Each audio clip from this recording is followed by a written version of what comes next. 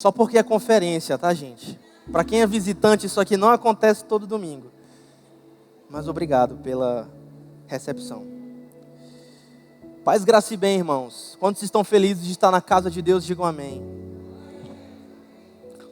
Nós falamos nessas canções a respeito da grandeza de Deus. Nós não queremos enganar as pessoas, nós não queremos dar falsas esperanças para as pessoas, nós não queremos dar falsas verdades ou falsas informações para as pessoas que não vão mudar a vida delas e que não vão salvá-las. Então é por isso que nós cantamos a respeito das grandezas de Deus. Nós não cantamos sobre os homens ou sobre as necessidades dos homens. Nós falamos a respeito das grandezas de Deus.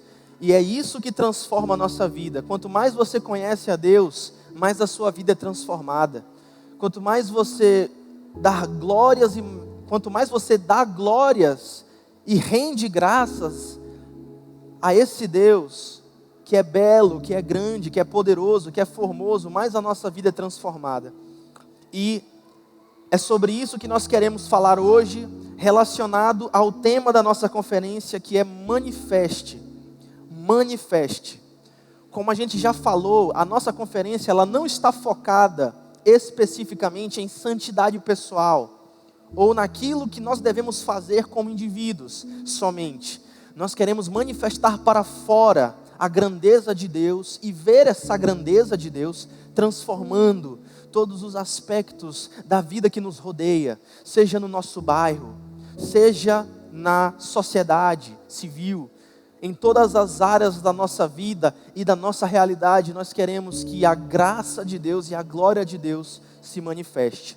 Eu começo dizendo da seguinte maneira: manifestar ou não a glória e a bênção de Deus é um resultado direto do Deus que adoramos. Eu pergunto para você nessa noite, qual é o Deus que você adora? Qual é o Deus que você adora? Mas antes de nós entrarmos no texto, eu quero contar a história de um alguém para você. Esse alguém é o Gollum. O Gollum é essa criatura grotesca que vocês podem observar no telão. O Gollum foi criado como uma criatura fictícia de um cristão devoto chamado J.R.R. Tolkien, cuja obra depois foi adaptada para se tornar talvez a melhor sequência de cinema já feita na história da humanidade, chamada O Senhor dos Anéis, que é o meu filme preferido. Por quê? Porque é o melhor filme já feito. E quem discorda simplesmente está errado, né? Mas o que acontece? Muito embora o Gollum seja feio desse jeito, muito embora ele tenha essa aparência grotesca e perturbadora, nem sempre foi assim. Algum tempo antes, o Gollum era assim. E ele nem se chamava Gollum, o nome dele era Sméagol. Sméagol era uma criatura comum e pacata que vivia tranquilamente na floresta, no seu condomínio chamado Condado. E no entanto, a partir de um determinado momento, aquele que até então era Sméagol foi consumido por uma espécie de paixão, uma espécie de vício tão avassalador que o destruiu completamente. Sméagol se apaixonou pelo anel. O que era o anel? O anel era uma relíquia antiga e maligna, criada pelo Senhor do Escuro, chamado Sauron, que era a própria personificação das trevas. E em sua obsessão e adoração pelo um anel, Sméagol se transforma em Gollum. Em outras palavras, uma criatura pacata se torna uma criatura perturbada, uma criatura íntegra se torna uma criatura distorcida, uma criatura livre até então se torna uma criatura completamente escravizada pela sua paixão. E ele se torna então uma criatura que é escrava das suas próprias paixões e que vive e morre pelo seu ídolo. Qual é o seu ídolo? O Um Anel. Em outras palavras, Sméagol se torna Gollum porque ele se torna exatamente aquilo que ele adorava: alguém corrompido, perdido e escravizado. Você pode estar se perguntando aí na sua cadeira agora: pastor, o que isso tem a ver com manifeste? Por que você está contando a história do Smigol? Eu estou contando a história do Smigol para você porque a história dele exemplifica e ilustra uma verdade bíblica.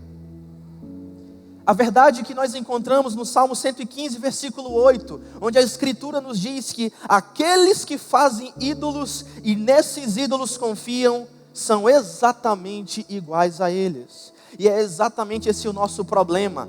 Vez após vez, os irmãos aqui da igreja têm testemunhado que nós falamos nesse púlpito que o nosso problema não é político, o nosso problema ele não é econômico e nem social. O nosso problema é uma quebra pactual. O nosso problema é a quebra da aliança que nós fizemos de adoração a Deus. E isso ocorre porque nós deixamos de adorar o Deus verdadeiro e nos voltamos para o nosso um anel, o nosso ídolo, aquilo que nos consome pela paixão. Agora que nós entendemos qual é o nosso problema, nós precisamos nos voltar para o texto-chave de hoje, para que nós encontremos a solução.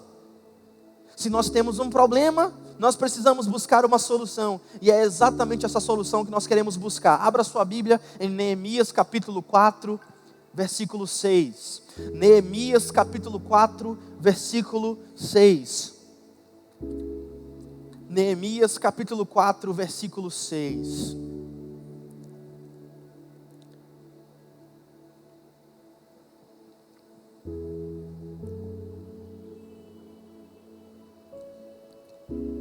Diz assim a palavra do Senhor: por fim, o muro foi reconstruído até a metade de sua altura ao redor de toda a cidade, pois o povo trabalhava com entusiasmo.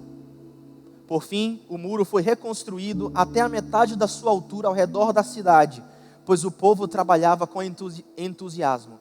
Quantos estão entusiasmados por Jesus nessa noite? Então você tem um trabalho a concluir. Você tem muros a reconstruir que estão destruídos.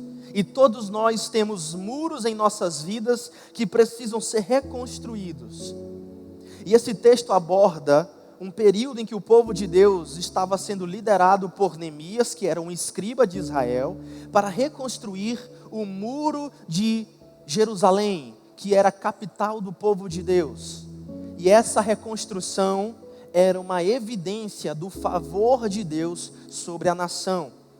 E eles estavam enfrentando muitas oposições e muitos inimigos. Se você lê o início do versículo do capítulo 4, você vai ver que Sambalate, que era um dos principais inimigos de Israel, se opunha ao trabalho e dizia: esses judeus são fracos e não vão conseguir realizar absolutamente nada. Mas o povo de Deus estava entusiasmado, e eles conseguiram reconstruir o muro de Jerusalém e avançar com o seu projeto. Então o que nós queremos nessa noite? Reconstruir. Nós queremos reconstruir, porque quando reconstruímos, nós estamos manifestando o favor de Deus, assim como lá em Israel, a reconstrução do muro era uma evidência da manifestação do favor de Deus sobre o povo.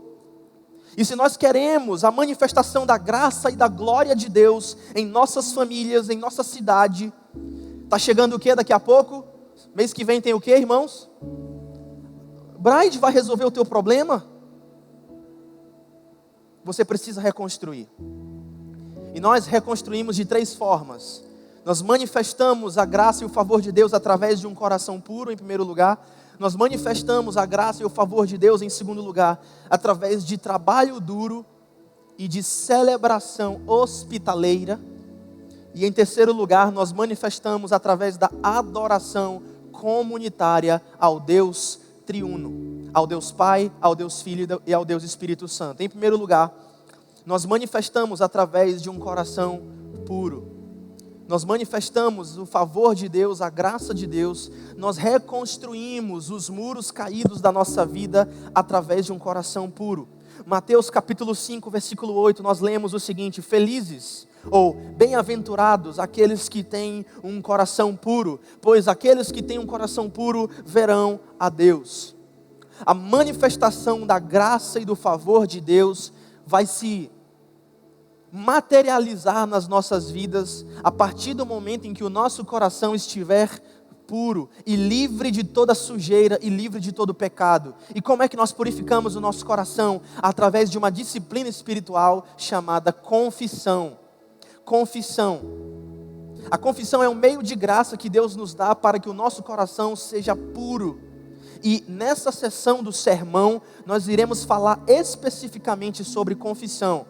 R.C. Sproul, que é um dos teólogos que mais me influencia, quando ele vai comentar o capítulo 5 de Mateus, ele vai dizer que ver Deus é o ápice da experiência humana, é a coisa mais importante pela qual um ser humano pode passar, é o fim, a finalidade última da sua existência. Em outras palavras, ver a Deus, segundo R.C. Sproul, é um sinal da mais elevada bênção que um ser humano pode experimentar. Ver a Deus trata-se da manifestação da sua presença, e quando nós olhamos a sua face, as coisas que estão quebradas dentro de nós são restauradas. E é por isso que muitos de vocês, e muitas vezes eu também, estamos quebrados por dentro, porque não contemplamos a face de Deus. Mas essa manifestação da bênção de ver Deus só pode ser realizada através de uma condição. Quem é aquela pessoa que vê a Deus segundo o nosso texto? Aquelas pessoas que têm um coração puro. Somente quem tem um coração puro pode ver a graça de Deus. Dessa forma, a confissão que purifica o nosso coração é a chave para atrairmos o favor de Deus sobre as nossas vidas individuais, sobre as nossas vidas comunitárias enquanto igreja e sobre a nossa cidade. Eu vou repetir, a confissão é essencial para que nós vejamos o favor de Deus como indivíduos e como sociedade. Se você não confessa, o seu coração não é limpo, e se o seu coração não é limpo, você não vê a face de Deus, e se você não vê a face de Deus, porque o seu coração não está limpo, a sua vida está quebrada.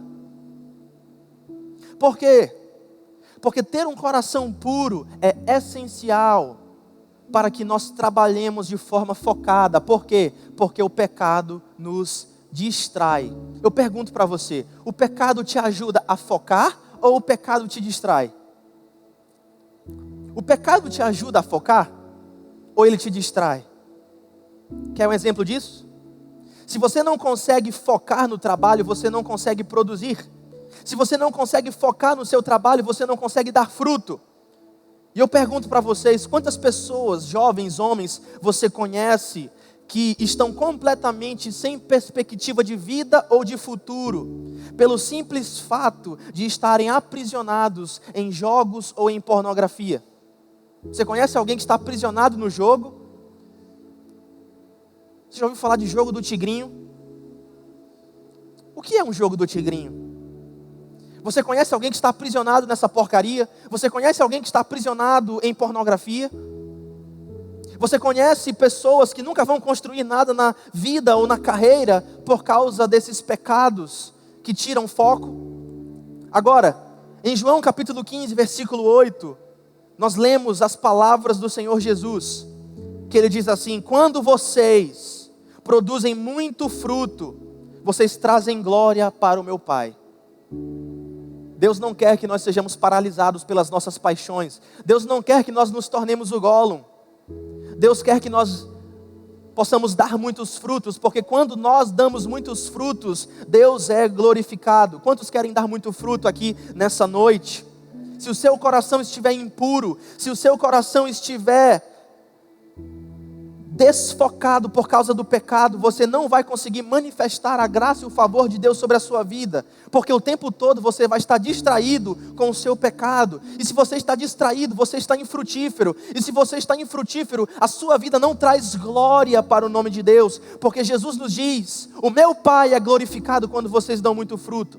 Além disso, Jesus nos ensina que antes de nós julgarmos o nosso irmão, nós devemos fazer o quê? Tirar a trave do nosso próprio olho. Nós devemos nos limpar da hipocrisia de fazermos julgamentos apressados em relação ao nosso próximo. Agora eu pergunto para você, como é que nós tiramos a trave do nosso próprio olho? Através da confissão. Afinal de contas, um cego pode guiar outro cego?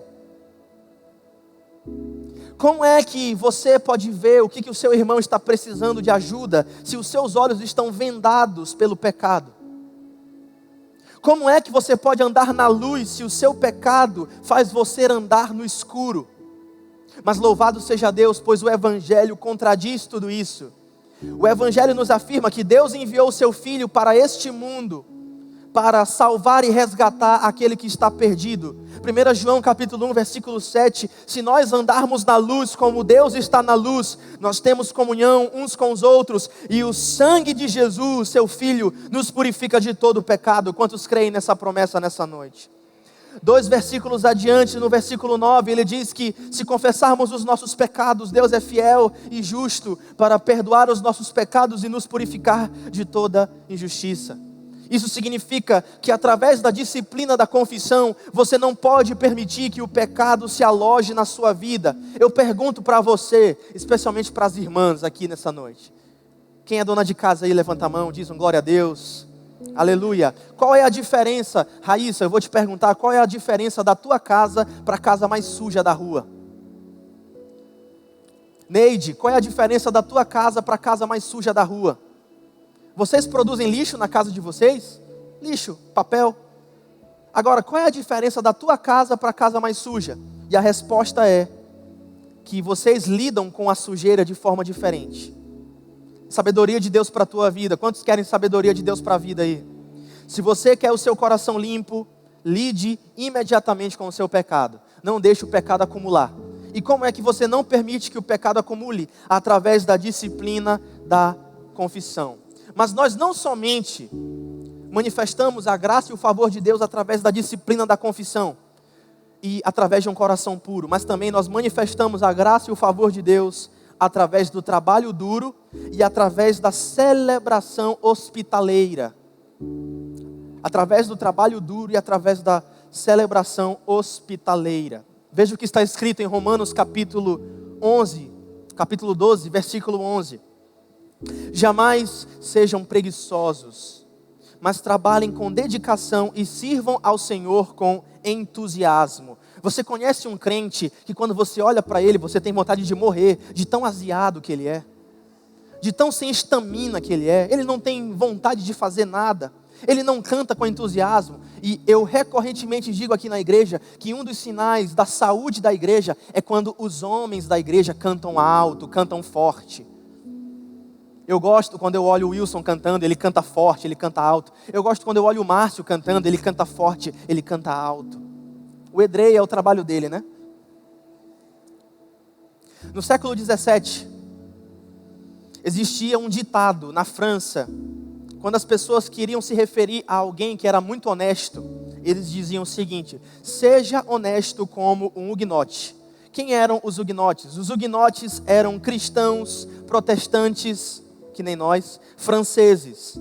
E eles levavam esse versículo de servir ao Senhor com fervor de espírito muito a sério. Os huguenotes eram conhecidos por sua honestidade e integridade do seu caráter. E é exatamente por isso que nós aqui na igreja queremos cultivar e manifestar a graça de Deus através da nossa reputação, através das nossas ações. E eu creio que um dia vai chegar onde até os nossos inimigos vão dizer para nós: eu quero ser honesto como um bereano, louvado seja o nome do Senhor. Eu quero ser honesto como um bereano. Eu quero ser diligente como um bereano. Eu quero ser excelente no meu trato, em tudo que eu fizer como um bereano. Afinal de contas, o que é mais importante? O que é mais importante para você? Um nome pautado na honestidade? O que é mais importante para você? Um bom nome pautado na integridade ou dinheiro? O que vale mais para você? Riquezas ou uma boa reputação?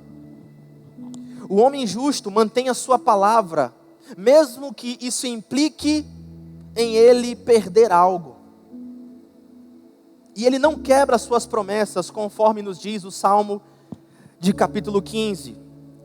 A palavra daqueles que manifestam a glória de Deus é sim, sim e não, não. Pergunte para a pessoa que está do seu lado: a sua palavra é sim, sim e não, não?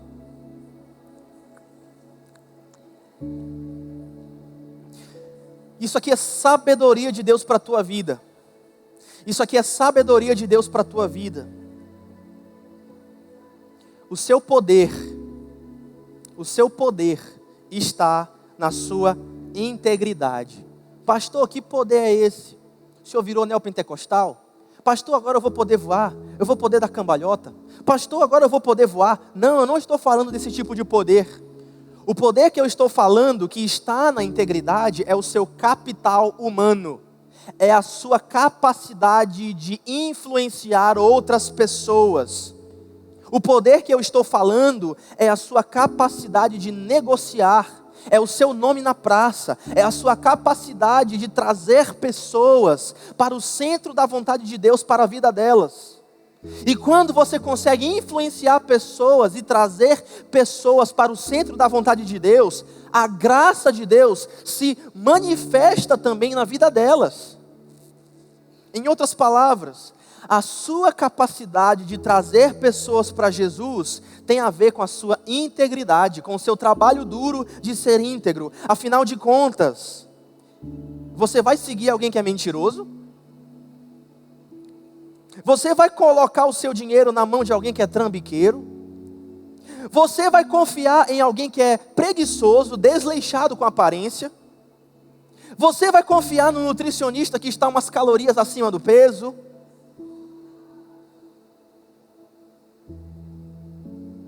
Você vai confiar em um pastor que não tem sobriedade no seu falar, no seu agir? Tem um escândalo aí rolando, né, na cidade, né? Tem pastor bebendo em bar, dando um cheiro na morena. E os crentes tá tudo bem para os crentes, né? Porque às vezes fazem igual ou pior. Isso não é poder. Segundo lugar, não somente através do trabalho duro e integridade, mas através da celebração hospitaleira. Os crentes têm que ser festeiros. Os crentes têm que ser festeiros. Sabe essa mesa de comida ali na frente? Quantos comeram daquele manjar? Louvado seja Deus. Salmo 150, versos 1 e 2 diz assim: louvado seja o Senhor, louvem o Senhor em seu santuário, louvem-no em seu majestoso céu, louvem pelos seus feitos poderosos, louvem segundo a imensidão da sua grandeza. Em outras palavras, os crentes devem ser festeiros, e o salmista ainda diz: louvem o Senhor no seu santuário, venham para a igreja adorar e celebrar. Mas não somente isso. Como é que nós manifestamos a graça de Deus? Como é que nós reconstruímos os muros da nossa vida através da hospitalidade e da recepção hospitaleira? De várias maneiras. Quinzenalmente aqui na igreja, o que nós temos, irmãos? Que? GC. O GC é a celebração hospitaleira, onde eu recebo na minha casa, onde você recebe na sua casa, onde nós estamos congratulando. Eu vou para o Gapar e tem macarrão, louvado seja Deus, e tem lanche antes e depois do GC. Aleluia, na casa de Deus. Celebração hospitaleira, louvem a Deus junto com o povo de Deus. Isso pode ser uma pizza depois do culto. Estou recebendo convites, louvado seja Deus. Isso pode ser um lanche depois do culto. Isso pode ser vocês recebendo pessoas na sua casa. Isso pode ser almoço. Isso pode ser qualquer ajuntamento onde os crentes exercem a sua hospitalidade e onde celebram os feitos de Deus e a poderosa salvação que nós temos em Cristo Jesus. Quando nós vamos ali para aquela mesa da frente, comemos aquele manjar, depois do culto, quem for sair para comer um hambúrguer, quem for sair para comer uma pizza, essa semana tem GC, eu vou para a casa de vocês, vocês vêm para a minha casa, sabe o que nós estaremos fazendo? Cumprindo Salmo 150, 1 e 2. Infelizmente na nossa igreja ainda existem pessoas que não cultivam a hospitalidade. Semana retrasada eu dei uma bronca nos líderes da igreja, porque nós não estamos ainda sendo hospitaleiros como deveríamos. É inadmissível um líder de igreja não ser hospitaleiro. É inadmissível crentes cheios do Espírito Santo não serem hospitaleiros, não abrirem a sua casa. Está com medo de quê? Se não for você na sua mesa que vai transformar o mundo, manifestar a graça de Deus, quem mais vai fazer isso? Louvado seja Deus. E se você não é hospitaleiro, a graça de Deus está sendo tirada em muitos aspectos da tua vida. Nós manifestamos através do trabalho duro e da celebração hospitaleira. E por fim, nós manifestamos também através da adoração comunitária ao Deus triuno. Nós manifestamos a graça de Deus, nós reconstruímos os muros da nossa vida através da adoração comunitária ao Deus triuno. Queridos, duas grandes desgraças têm assolado a igreja moderna. Duas grandes desgraças têm assolado a igreja moderna. Em primeiro lugar, o individualismo. Pastor, você não pode entrar na minha vida porque da minha vida cuido eu. Mentira do diabo. Você está numa comunidade pactual. E aqui, em certa medida, todo mundo tem a ver com a vida de todo mundo. E a segunda desgraça que tem assolado a igreja moderna é a profanação do dia do Senhor. Infelizmente, muitos cristãos têm tratado o dia do Senhor como se fosse um sábado gourmet. E não têm dado a devida importância e se vestido de santidade para estar no dia do Senhor. Isso é uma tragédia. Agora, se nós queremos restaurar a nossa vida, se nós queremos restaurar os muros da nossa casa espiritual, nós precisamos levar a sério a adoração comunitária ao Deus triuno. Em outras palavras, sabe, eu quero que você preste atenção aqui na minha reflexão. Você sabe por que talvez Satanás esteja tendo vantagem sobre a tua vida, na sua experiência de vida cristã? Talvez, não estou dizendo que eu estou dizendo que talvez seja. Talvez Satanás esteja tendo vantagem sobre a tua vida, porque você não tem levado o dia do Senhor a sério. Sabe por quê? Porque Deus não instituiu indivíduos para avançarem contra as portas do inferno. Deus instituiu a igreja. Indivíduos não colocam as portas do inferno para baixo. A igreja faz isso. Deus não instituiu você para trabalhar sozinho como um lobo solitário. Se você trabalha sozinho como um lobo solitário, você vai se tornar o Gollum. E você não quer isso. Agora, por que nós precisamos entender isso? Porque toda vez, preste atenção para mim, toda vez que você aparece na igreja domingo para adorar com a sua família, sabe o que acontece? A coisa que eu mais gosto, irmãos, é quando famílias inteiras vêm adorar a Deus no domingo. Crentes não podem deixar de levar o domingo a sério. Crentes não podem achar que o domingo é um sábado gourmet, porque existe poder em famílias se apresentarem diante de Deus para adorar. E sabe o que acontece quando você adora? Toda vez que você aparece no domingo para adorar, você ataca o reino das trevas. Toda vez que você aparece no domingo para adorar, Satanás leva um golpe. Toda vez que você aparece no domingo para adorar, Satanás perde poder sobre a sua família. Toda vez que você aparece no domingo para adorar, o reino de Deus avança, louvado seja o nome do Senhor. Toda vez que você aparece no domingo para adorar, correntes são quebradas. Toda vez que você aparece no domingo para adorar com a sua família, com seus filhos, todos bonitinhos na casa de Deus, com a sua melhor roupa diante do Rei do Universo, louvado seja o nome do Senhor, você declara guerra contra as forças do mal, e o reino de Deus avança, louvado seja o nome do Senhor. E quando nós aparecemos no domingo para adorar, Deus declara vida sobre a comunidade.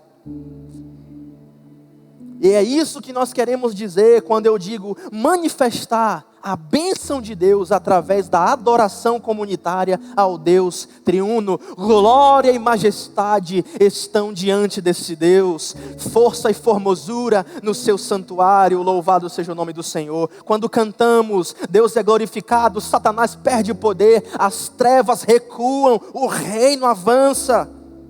Os crentes são fortalecidos no domingo para enfrentarem a semana. Louvado seja o nome do Senhor. Crente tem que parar de não levar o domingo a sério. E todos nós precisamos levar o domingo a sério. É por isso que talvez você esteja em derrota na sua vida. Não leva o dia do Senhor a sério. Agora, o que os crentes precisam entender hoje em dia? O que os crentes precisam entender hoje em dia? A prosperidade e o bem-estar de uma igreja e de um povo. Vou repetir. A prosperidade e o bem-estar de uma igreja e de um povo é apenas um espelho do Deus que esse povo adora. Eu vou repetir para entrar dentro de você. Entrar dentro é ótimo, né?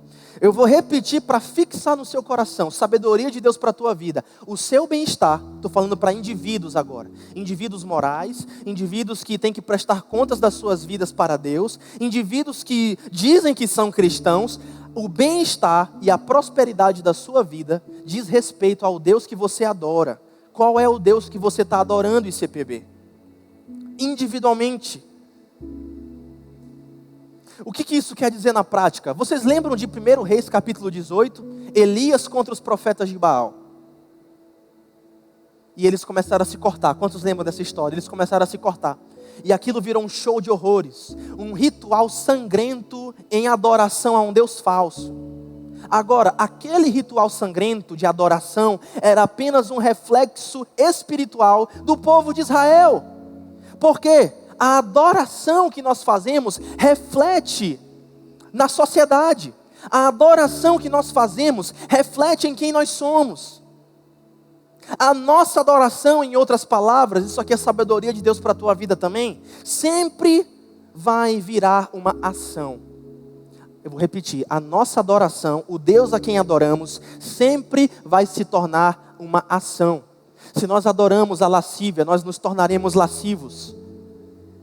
Se nós adoramos deuses fracos, nós nos tornaremos fracos. Se nós adorarmos deuses ansiosos, nós nos tornaremos pessoas ansiosas. Nós nos tornamos aquilo que nós adoramos. E é isso que muitos crentes parecem não entender. Pastor, eu quero vitória na minha vida. Pastor, eu quero viver em uma novidade de vida. Mas qual é o Deus que você tem adorado?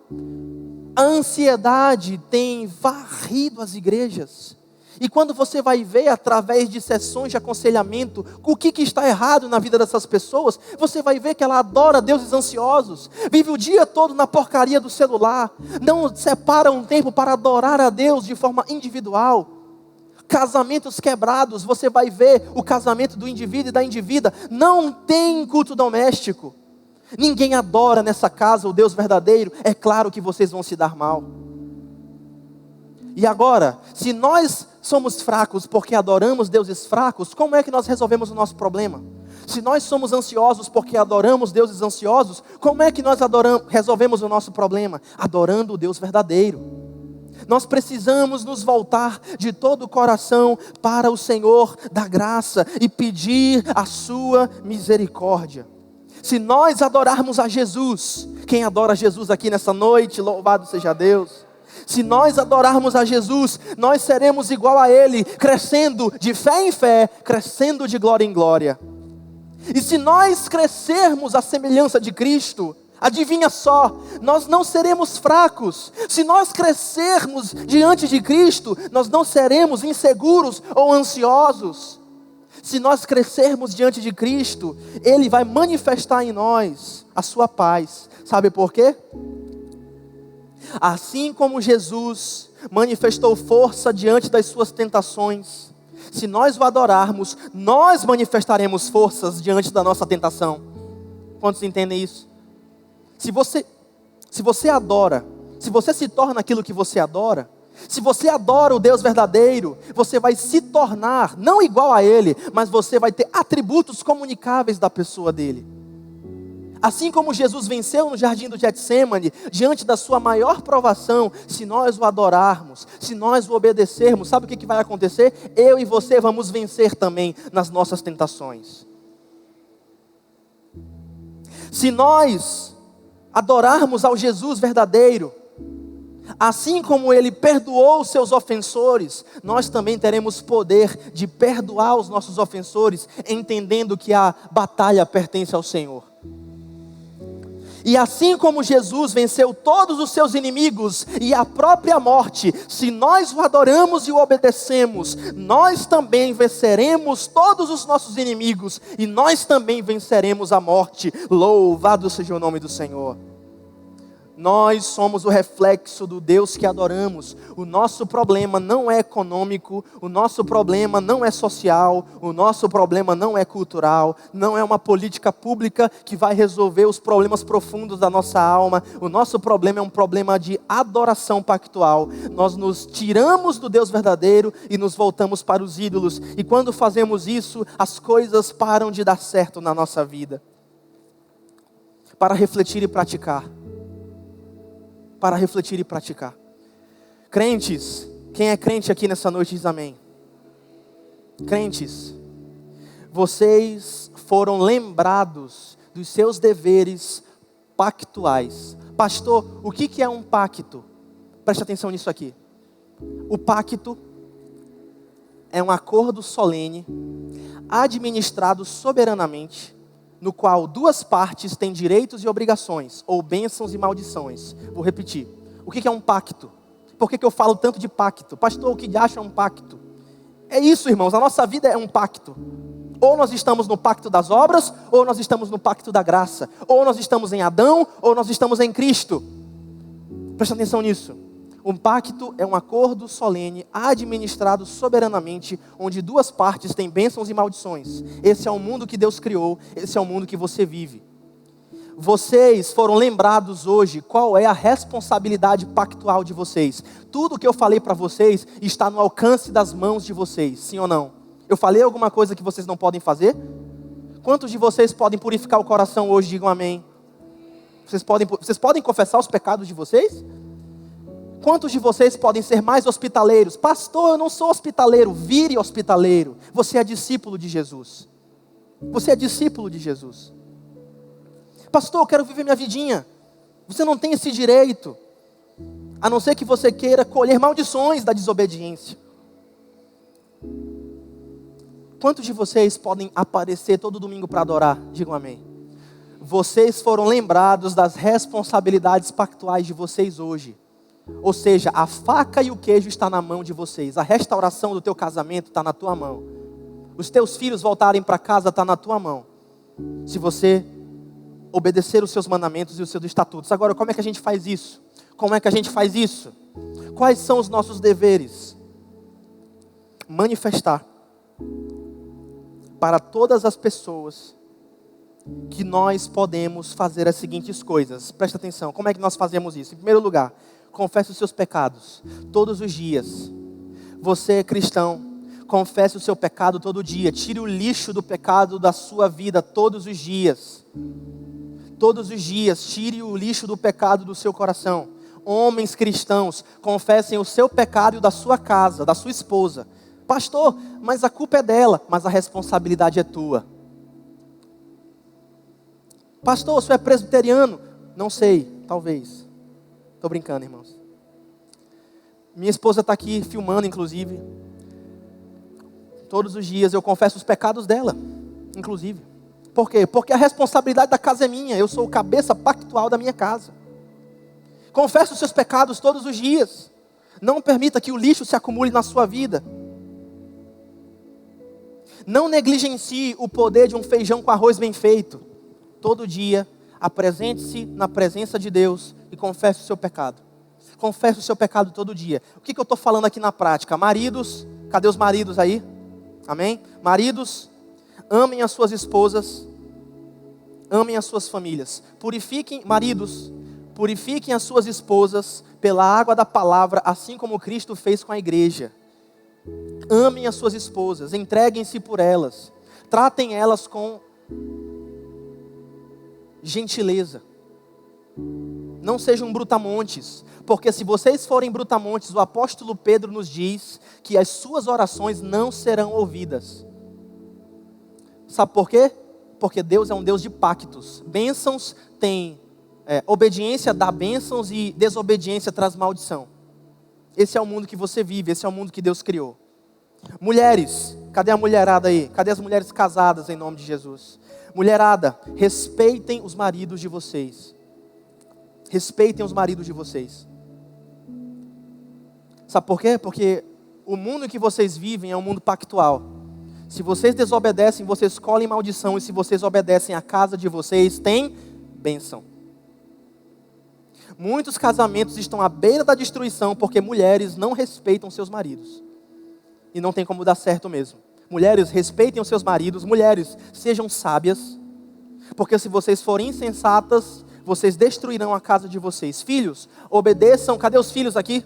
Cadê os filhos? Filhos, obedeçam os vossos pais no Senhor, porque vocês vão colher bênçãos de obediência. Homens, cadê os homens? Não só maridos. Homens, abandonem a pornografia imediatamente. Larguem a pornografia hoje. Isso vai acabar com o teu cérebro, vai acabar com a tua vida. Abandonem a pornografia imediatamente. Purifiquem o coração de vocês. Sejam senhores da vida de vocês de novo, debaixo da obediência de Cristo. Mulheres, cadê a mulherada novamente? Sejam contentes com aquilo que Deus deu para vocês. O maridinho de vocês é esse aí mesmo. Os filhos de vocês são esses aí mesmo, com todos os defeitos que eles têm. Contentamento. Paulo diz que o contentamento com piedade é grande fonte de lucro, mas aqueles que desejam enriquecer caem em grande tentação e arruinam a sua própria alma. Essa é a manifestação que Deus e a criação espera de nós. Outra coisa que você pode fazer: trabalhe duro na obra do Senhor, dentro e fora da igreja. Seja um crente festeiro. Cadê os crentes festeiros aqui? Louvado seja o nome do Senhor. Pastores, se tem algum pastor aqui, apacente o rebanho de Deus, porque você vai prestar contas diante de Deus um dia. Sabedoria de Deus para a tua vida. Se você obedecer o que está escrito, não tem como dar errado. Amém? Se você obedecer o que está escrito, não tem como dar errado.